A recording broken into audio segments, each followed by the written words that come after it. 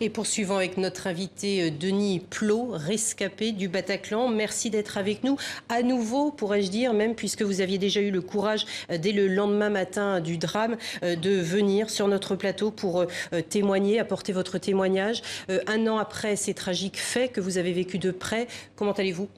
Écoutez, aussi bien que possible, ça va faire un an de deuil, hein, et c'est pas de trop pour pouvoir revivre à nouveau. Donc effectivement, le 13 novembre, j'étais au Bataclan au concert, et donc j'ai subi l'attaque des terroristes. Je me suis retrouvé au milieu d'un champ de bataille sanglant. Et après, il a fallu se reconstruire.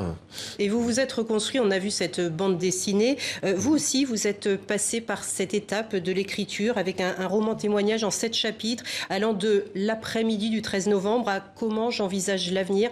Vous vous êtes senti ce besoin, ce devoir de témoigner à nouveau, mais par écrit cette fois ? Oui.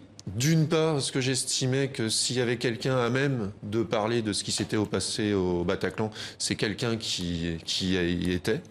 Et d'autre part, c'était un travail thérapeutique. Ça permettait pour moi d'exorciser les démons, un peu comme dans la bande dessinée qu'on a vue.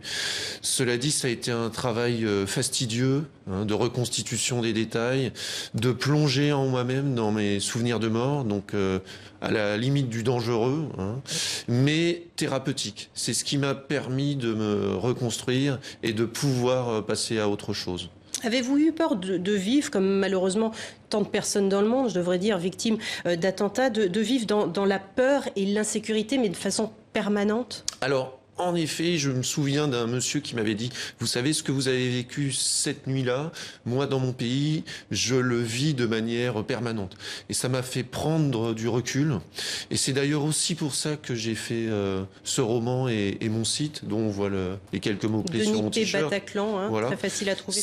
J'ai réalisé que ça aidait des personnes qui avaient vécu des expériences comparables à aller mieux.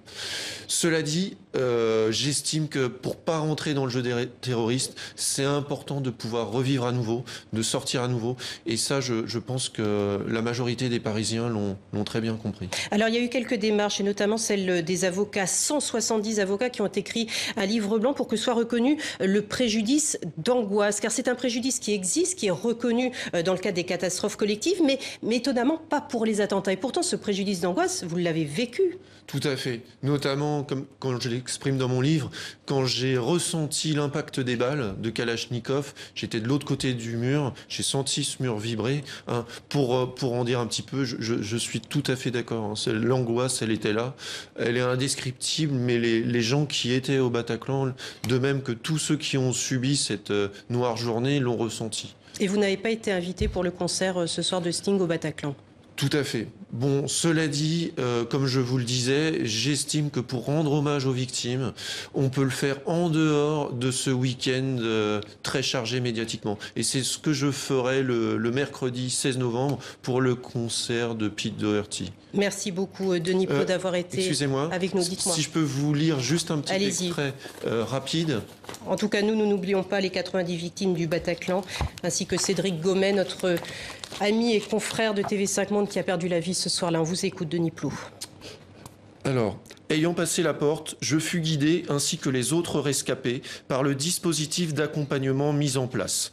Progressivement, je découvris, horrifié, l'ensemble du théâtre, transformé en un champ de bataille sanglant, avec un nombre inimaginable de corps recouverts d'un drap blanc, tandis qu'un agent me disait « Regardez droit devant vous, monsieur. Ils sont tous morts, vous ne pouvez plus rien pour eux. » Merci beaucoup, Denis Plot, d'avoir été avec nous. Merci à vous.